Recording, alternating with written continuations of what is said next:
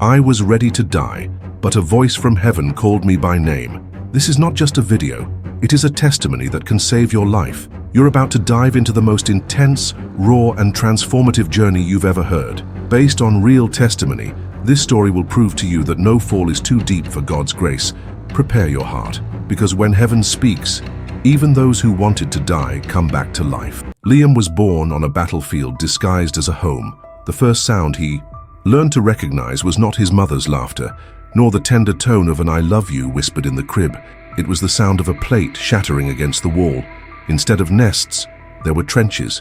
Instead of bedtime stories, there were screams muffled by the thin walls. The house from the outside was typical of the outskirts of Los Angeles. Dry lawn, toys scattered in the yard, a lace curtain fluttering by the window. But inside, it was another story, real and transformative. Stories like this touch you. So subscribe to the channel now. You will discover that behind the worst pains, God still writes the greatest testimonies. Every room carried the smell of tension. The air seemed to freeze whenever the door closed. The prayers of Angela, her mother, were low, almost whispered, not out of reverence but out of fear of waking the sleeping beast on the couch. Darnell, her father, a man whose intelligence shone like gold buried beneath layers of mud and pain. He was called by his youth friends a caged genius, a man capable of reciting lines from Shakespeare, solving calculations in his head, and in the next moment, threatening a neighbor with a rusty gun for a banal reason. Darnell carried in his eyes the emptiness of someone who lost his father too soon and never found himself again. Involved with Compton gangs, with his fists more than his head, he traded dreams for debts and words for volleys. He worked for UPS for a while, and for a few months, it seemed like the power would come back to that house. But when he was fired, the dam broke, and everything it held back came crashing to the surface with destructive force. First, drugs came in as a visitor. Then, they took over as owners. At first, it was just extra money selling what they called magic dust. But soon the money became poison, and the poison became a habit. Darnell was no longer selling, used. Long disappearances, short deliriums, eyes red like the brakes of a car in free fall. He no longer shouted at Angela, he roared. He didn't slam doors, he broke them down with the force of a wounded bull. Angela, in turn, was the picture of contrast. Raised under the weight of strict religion, she married pregnant for fear of judgment. She didn't choose Darnell. She was pressured into believing she had. He prayed like someone holding a thin rope about to break. And even so, he tried to keep the home. He dressed with dignity, kept the kitchen clean, read psalms in a low voice before going to sleep. But fear was his constant pillow. And LRA, he saw everything, all the time. Hiding behind the half-open bedroom door, he memorized the sound of his father's footsteps. He knew which was anger, which was bored, which was drunk. At 4 years old, he could already distinguish a punch to the stomach from one to the face just by the sound. A muffled thud was less serious, but the dry crack, which made the breath disappear from the room, made him tremble inside. That night, the night he would never forget, Darnell arrived distraught. The eyes didn't blink. The lips murmured invisible accusations. "Do you think I don't see?" he repeated. "Do you think I'm stupid?" Angela, with her apron stained with sauce, tried to explain that nothing had happened. He tried to defend himself, but before the words came out in one piece, the slap came, a sharp sound, as if the air had been ripped in half. LRA ran. Little, terrified, went to the kitchen. He opened the drawer and took what he could. A toy knife, phosphorescent orange, with a rounded tip. He returned to the room like an innocent warrior, shaking, eyes teary. "Stop!" he shouted. For a moment, Darnell stopped. His empty eyes stared at his son. Time froze. A second of lucidity. A moment of silence. But it was only an instant, because in the next moment, the fury exploded stronger. He attacked the child with hatred that he no longer knew where it came from. And that's when Angela, like a cornered lion, grabbed the plate from the cupboard, a white plate with red flowers, and threw it at her husband's head. The sound of the impact was dry. The plate shattered into dozens of pieces. Blood slowly ran down the side of Darnell's forehead, like a signature of chaos stamped on the wall. He fell. He didn't pass out, he just lay there, breathing heavily, dazed. Have you ever experienced something that marked you forever, just like Liam? Comment here. I have scars that no one sees. That night, as the Blood still dripped from Darnell's temple, and the silence weighed like lead on the room. Angela made a decision that would change their lives forever. The kitchen floor was still covered in debris, and Liam's breathing was ragged, as if his heart was trying to escape through his throat. Angela, with trembling hands, grabbed her son's arm tightly, but not brutally. It was a desperate strength, from a mother who, even injured and exhausted, found a last breath of courage within herself. He ran to the bedroom, pulled a cloth bag from under the bed, and stuffed the essentials inside. 2 changes of clothes, a toothbrush, and a faded photo from when Liam was a baby. Nothing else fit, not even fear, not even guilt, just the urgency. Outside, a dry wind was blowing at dawn, as if even the weather knew that something definitive was happening there. Angela pulled Liam by the hand, both of them barefoot, eyes wide, looking back with every step, as if Darnell was going to rise from the shadows and pull them back to hell. But he didn't move, and they ran like 2 fugitives from a war camp.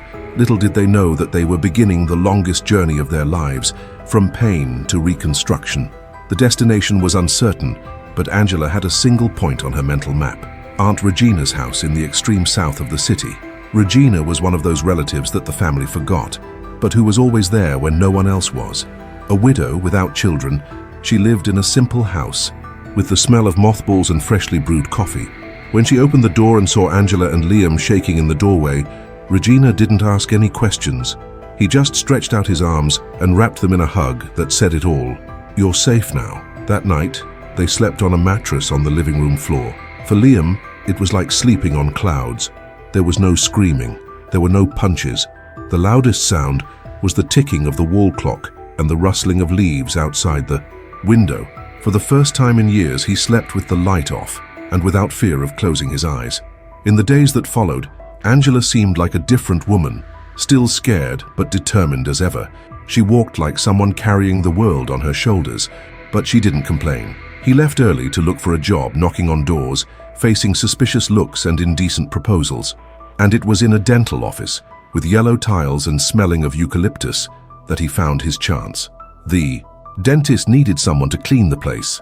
The salary was minimal, but it was decent, and for Angela that was enough. She accepted right away. Liam started studying at a public school in the region. He entered quietly, sat at the back of the room, avoided making friends. He still carried in his eyes the reflections of the house where he grew up. It was as if he expected, at any moment, to hear heavy footsteps behind the door. Still, he tried. I copied everything from the board, read it in. Silence, and when I returned home, I lay down on Aunt Regina's thin mattress and tried to forget. But forgetting, as you would discover over time, is not the same as healing. After a few months, Angela and Liam were able to move into a small room at the back of a boarding house. The space was tiny. There was just a bed, a donated closet, and a small leaky sink. But there was something they had never had before: peace. They could hear the sounds of the street, horns honking, children playing, radios playing, and still sleep peacefully. They no longer needed to tiptoe around the house. They no longer needed to disguise their voices or make excuses at school. There, for the first time, Liam could leave a drawing stuck to the wall without fear of someone tearing it up in a fit of rage. It was a simple life with modest dinners: rice, eggs, and when there was change left, sausage. But for Angela, every dish placed on the table was an act of victory. She washed bathrooms, scrubbed tiles, got 2 rides a day, but she smiled, because I knew that no matter how small it was, I had found a home. Do you also know someone who had to start over from scratch, just like Angela? Comment here. Starting over hurts, but it's worth it. He was just a boy, but hell seemed to have chosen him from the cradle. After a while with his mother, instead of getting better, Leanne seemed to get worse every day. While the other boys at school dreamed of being NBA players, scientists, or astronauts, Liam dreamed differently. The easy smile and sharp jokes he spread through the hallways hid an unbearable truth. The pain was buried so deep that it was already part of who he was. At the age of 7, with his mother working 2 jobs to maintain a minimum of dignity, Liam was placed in the care of Carol, a nanny recommended by an acquaintance at church. A smiling woman with a calm voice and a motherly presence, she seemed like the perfect type to take care of such a fragile child. But behind the kindness, there was a silent darkness. At first, Carol offered cookies, drawings, and long hugs, but soon the hugs started to last too long. The touches stopped being careful, and became invasive. Liam didn't understand, but he felt it. The discomfort grew like a lump in his throat. He wanted to talk, but how to explain the inexplicable? How to describe the silent violation that stole your peace without leaving visible marks? I was afraid of not being believed, fear of guilt, fear of being the wrong one in the story. Then he fell silent, and in that silence, guilt took root. Over time, he became a master at masking pain. At 10 years old, he was known as the messy kid at school, funny, insolent, impulsive. He made his colleagues laugh, but inside he just wanted someone to really see him. He started making up stories about his father. He said he was an important drug dealer, a feared man. He lied not out of vanity, but out of necessity. If no one protected him, at least they feared him. Small thefts became routine, first bullets, then money from her mother's purse. When he was taken away by the police for the first time, he heard one officer whisper to another, "This guy already looks like a criminal." Liam listened, and worse, he believed. If the world expected him to be a problem, then maybe it would be easier to be one. Every day, the rebellion grew like a shield, but it was just a disguise for the terrified boy who was screaming for help. Nobody listened. Nobody saw. Until one night, after an intense argument with his mother, the sentence came like a punch straight to the chest. "You're acting like your father, and that's why I left you." Angela said that in the heat of the moment. I was tired, exhausted, frustrated. I didn't want to hurt, but it hurt. Deeply. It was as if the ground had disappeared beneath Liam's feet. His mind stopped. The body froze. His heart raced as if trying to escape his own pain. Without thinking, he punched the kitchen table so hard that the glass top exploded into 1,000 pieces. A piece of shrapnel was embedded in his hand. Blood ran between his fingers, but he felt no physical pain, because the real pain came from within, an old, suffocated pain that had finally broken the dam. He ran into the room, slammed the door, and then everything collapsed. He cried, screamed, laughed nervously. He took the notebooks out of his backpack, kicked the wall. He was out of his mind. For the first time, I wanted to disappear from the world. He thought about dying. He thought that if he disappeared, maybe no one would notice. Maybe it would even be a relief for everyone. With his mind in turmoil, he spotted his mother's Bible on top of the dresser. He picked up the book like someone picking up a gun, but not to protect yourself, but to attack. He started tearing out the pages one by one. He crushed them, threw them on the floor, and spat on some of them. If God is real, where was he when all that happened to me? He screamed through tears. With each torn page, Liam didn't just destroy a book. He destroyed what little faith he still had left. He felt betrayed, dirty, forgotten. That night wasn't just an explosion of pain, it was an existential collapse. If at any point you saw yourself in this boy, leave a like now. This simple gesture shows that this story is also yours, and that the pain you carry no longer needs to be silent. Liam grew up like someone crossing a minefield, blindfolded. Every step was a risk, every choice an emotional explosion. The pain of the past had stopped being a memory and had become fuel, and like all flammable fuel, it burned everything it passed. At 16, there was no more room for regrets or limits. He threw himself into chaos with the conviction of someone who believes that nothing else matters. The street was his temple, his addiction friends, his congregation. Between long drags of cigarettes, sips of cheap vodka, and nameless pills, Liam tried to numb an emptiness that seemed bottomless. It was a Saturday night when everything collapsed. He had gone out with friends to a party in an abandoned warehouse, the kind of place where the music is so loud that thoughts disappear. He drank more than he should have. He smelled something he didn't even ask the name of, laughed too much. Then he cried, and as always, he left alone, stumbling along the sidewalks like a zombie in a trance. The body asked for a bed. The soul asked for help. When he arrived home with red eyes and confused senses, he was greeted by something unusual: silence. The kind of silence that doesn't comfort, the kind that weighs. What a complaint. That warns you that something is wrong. The front door was barely ajar, as if it had been left in a hurry. The television was still on, but there was no sound. The kitchen lights are on. The cutlery was still on the table, as if dinner had been interrupted halfway through. Liam stumbled into the bedroom, believing his mother was asleep. He took off his sneakers with difficulty and fell onto the mattress like a bag of bones. Didn't pray, didn't think. He just passed out. He slept soundly, packed with substances, like someone escaping from reality for a few hours. The dark room drowned out any trace of the real world. For a few hours he had peace, but the relentless dawn was preparing a dawn that he would never forget. The next day, he woke up with a dry mouth and a throbbing head. The metallic taste on the tongue betrayed the previous night's exaggeration. He rubbed his eyes and realized he still had half of his clothes on. He looked at the ceiling for a moment and felt his stomach drop. Something was wrong. The lights were still on.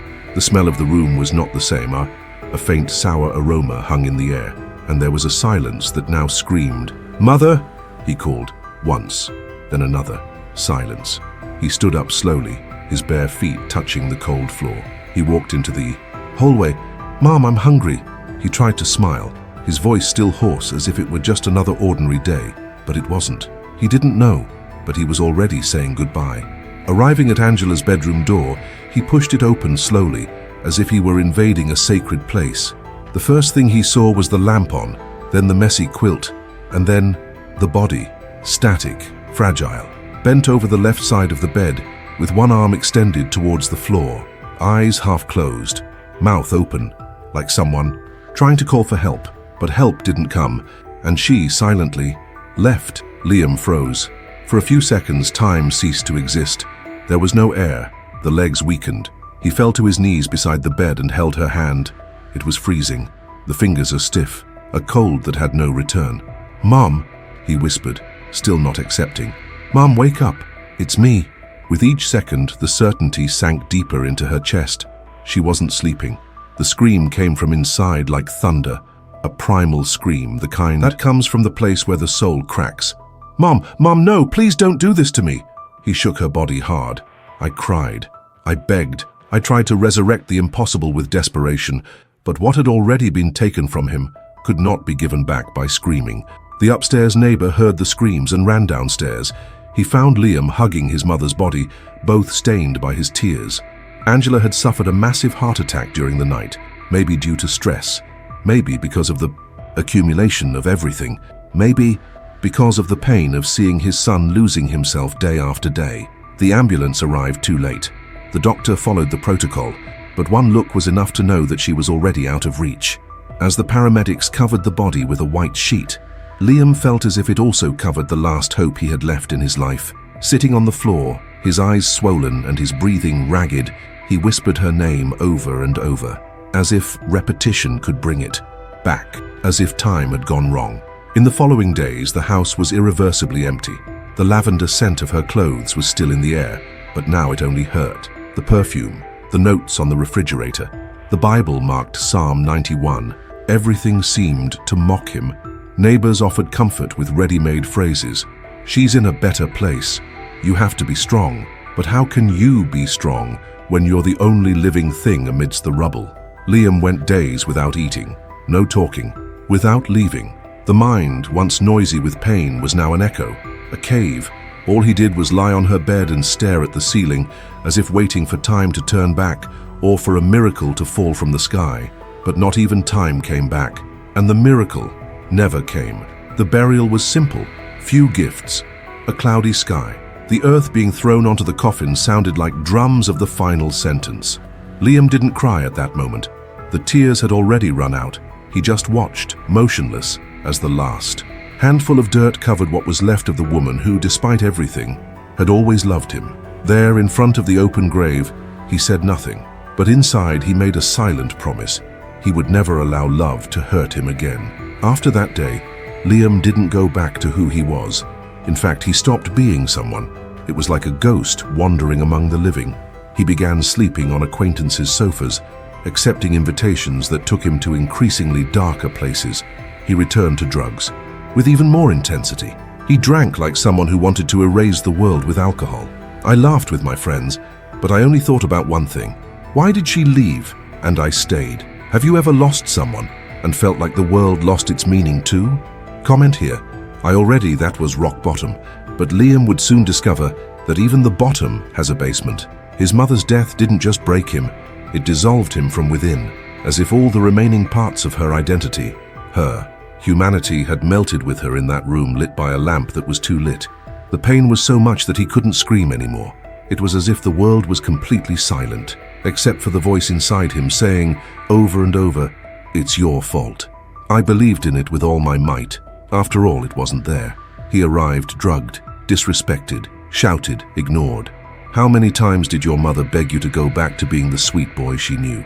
How many times did you hug him crying, asking him to change? And he, at the height of his youthful arrogance and accumulated revolt, just turned his back. Then, in his heart, Liam concluded, if she died alone, it was because I pushed her. Guilt became an anchor in the chest, and the only way to support that weight was to try to anesthetize him. The house, previously small but organized, smelling of lavender with dish towels embroidered by Aunt Regina, became a den. The curtains turned black with dust. The dirty dishes piled in the sink were like sculptures of neglect. Flies circled the windows. The floor was so filthy. Scattered clothes, thrown blankets, rotting food. There was no longer a mother's smell there, just rot. And Liam, he had become a resident of that lightless cave, a castaway, living among the remains of the woman who tried to save him until the end.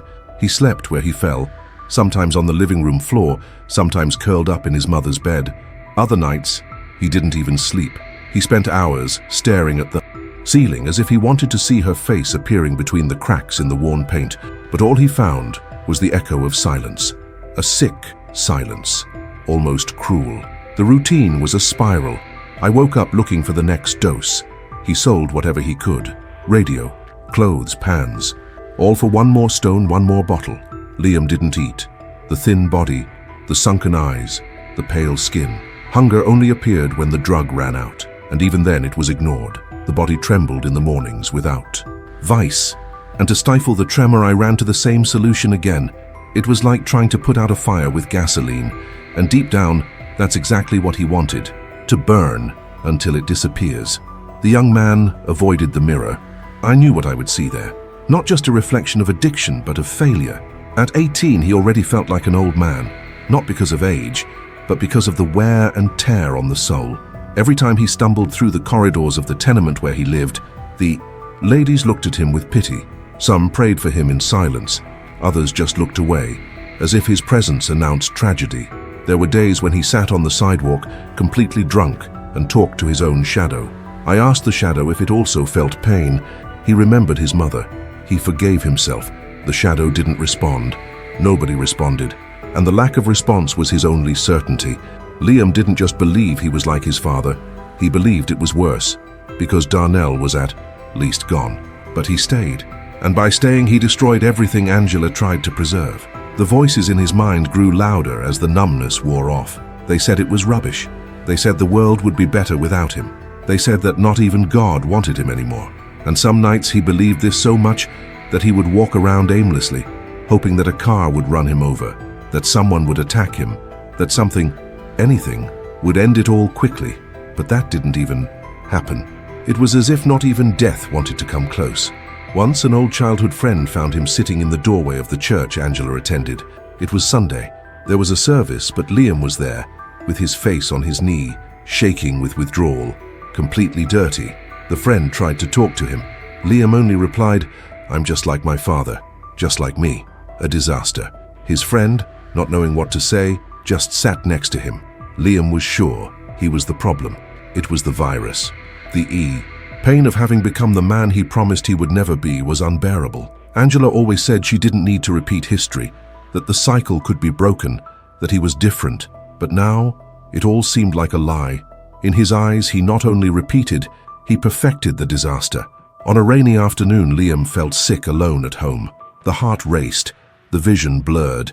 I was sweating cold. He thought he was going to die, and for a brief moment, he wished it were true. He lay down on the kitchen floor and closed his eyes, ready to say goodbye. But he didn't die. He only woke up hours later, soaked, with the taste of vomit in his mouth and his eyes swollen from crying. It was as if not even his body was willing to give up, as if somehow life was still holding his hand, even though he was trying to let go all the time. Days later came the dreams. Strange, vivid, almost real. Dreams with lights, with voices, with a presence he couldn't explain. In one of them, Liam saw a golden mountain. In another, a child in a basket who grew old before his eyes. In all, I felt peace, But when he woke up, this peace escaped through his fingers like smoke. Who has never thought about giving up, but remained silent so no one could notice? Have you ever felt this way? Comment a little heart below. It was night, the kind where even the wind seems to carry a lament. The city, wet with a fine drizzle, reflected the headlights of rushing cars on the sidewalks. Liam walked aimlessly, without direction, like a spectre wandering between the concrete and the shadows. He was no longer a young man. He was a body carrying the pain of the world. Earlier that day, he was humiliated by a group of boys on the corner of the main street. One of them spat near his feet and called him human trash. Another laughed and shouted that not even hell wanted him. Liam didn't react. I no longer had the strength to hate. He just lowered his head, swallowed the contempt like a familiar poison, and continued walking. When he arrived home, if it could still be called home, loneliness embraced him as usual. The smell of mold, of dry sweat, of abandonment, the mattress thrown on the floor. The windows are poorly closed. The yellow light from a streetlight invaded the room and illuminated his face. He sat in front of the window and stared into space, breathing deeply as if he was preparing to dive into a dark ocean with no return. There, without tears or screams, he spoke in a low voice, as if he were talking to destiny itself. It's over. It can't be done anymore. I'm tired. Today I'm leaving. It was different from any other time. There was no despair, no hysteria, just a strange, bitter peace, as if, in accepting death, he had finally found some kind of control. He walked to the bathroom, washed his face with cold water, put on a clean shirt, perhaps for the first time in days, and left. He didn't leave a note. He didn't even look back. He walked through the streets as if following a predefined itinerary. I knew exactly where to go. The highest bridge in the city, where the newspapers always reported fatal jumps, where no one asked questions, where the world doesn't care who disappears in the early hours of the morning. He climbed the steps slowly, feeling each step as if it were his last. From up there, the city seemed small, distant, like a board of indifferent lights. The wind was beating strong. The horns were muffled, as if the world had put on headphones so as not to hear their pain. Liam positioned himself on the railing, his body shaking, not from fear but from relief. I was ready to jump. I wanted to silence everything, the pain, the guilt, the screams from the past, the faces that still haunted him at night. He closed his eyes, opened his arms, and surrendered to the void. The impact came like thunder. The world exploded into white. For a moment, there was no ground, no sky, no body. Everything was light, loose, suspended, and then absolute silence.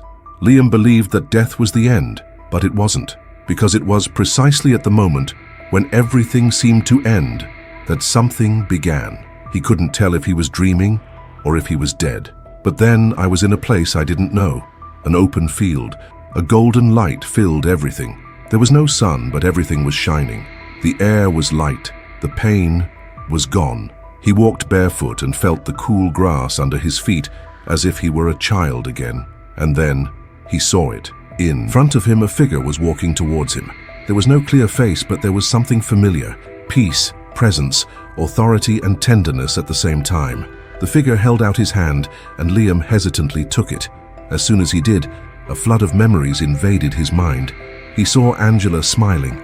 He saw childhood before the pain.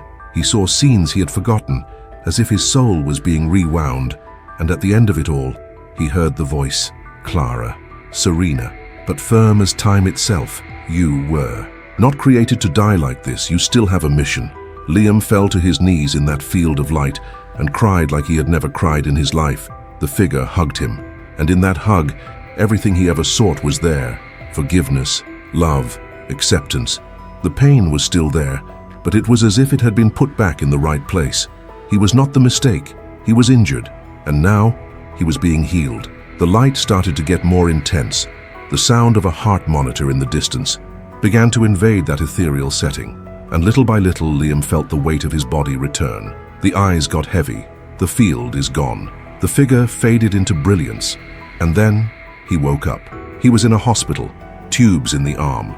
The smell of alcohol and antiseptic filled the room. A nurse was watching him. When she noticed that he had opened his eyes, she ran to get the doctor. Liam tried to speak, but his voice broke. The body hurt. Every muscle, every bone, but there was something different. It was as if the heart, even though it was injured, had been replaced. The soul, even scarred, had received a new breath. For the first time in years, he felt true peace. Doctors explained that he had been found by a driver who narrowly missed running over his body on the road below the bridge. He was unconscious, with multiple fractures, but alive. "You were lucky," they said. But Liam knew it wasn't luck. It was purpose. It was mercy. Liam's body was still recovering, but his soul was already racing. It was as if the weight of years had been lifted from his shoulders and replaced with wings. He knew he couldn't go back to the way he was, the broken boy, the lost young man, the man who wanted to die. All of these no longer existed. Now there was a new name within him, redeemed. During the days in the hospital, his mind never left the golden field. From the hug, from the voice that echoed with authority and tenderness, "You still have a mission." This wasn't a dream. It was a calling. It was heaven reaching out to pull him out of the well. And Liam finally decided to respond with what he had never said before: yes. When he was discharged, he did not return to the house where the pain awaited him. He was taken in by a local church where a lady named Martha, who had prayed for years for lost young people in the city, recognized him in a way he couldn't understand. "God showed me you in prayer," she said with teary eyes. "You are not an accident. You are a miracle." It was there in that simple temple with the smell of old wood and weathered benches that Liam heard, for the first time carefully, what Christ did for him. But God demonstrates his love toward us in that while we were still sinners, Christ died for us. Romans 5:8. The tears flowed in silence. That was his story. Jesus died for him. Even when Liam was in the trash, even when he tried to kill himself, even when he cursed his own name, even there, Jesus already loved him. That night, Liam fell to his knees, not out of despair, but out of surrender. He raised his arms, closed his eyes, and said out loud, "God, if you still want me, here I am. My life is yours. I don't know how to be different, but I believe. I believe in you." And that night the sky exploded in celebration, because the word says, "There is joy in the presence of the angels of God over one sinner who repents." Luke 15:10. From then on, Liam underwent a real reconstruction. Body, mind, soul. He began to devour the scriptures as if he needed air. Every verse seemed to have been written for him. Each story in the Bible seemed to reflect a piece of his journey. The rejected boy, Jose; the rebel, Jonas; the broken one, David; the lost one, the prodigal son. But most of all, he saw himself on the cross, and even more so in the resurrection. If anyone is in Christ, he is a new creation. Old things have passed away. Behold, all things have become new.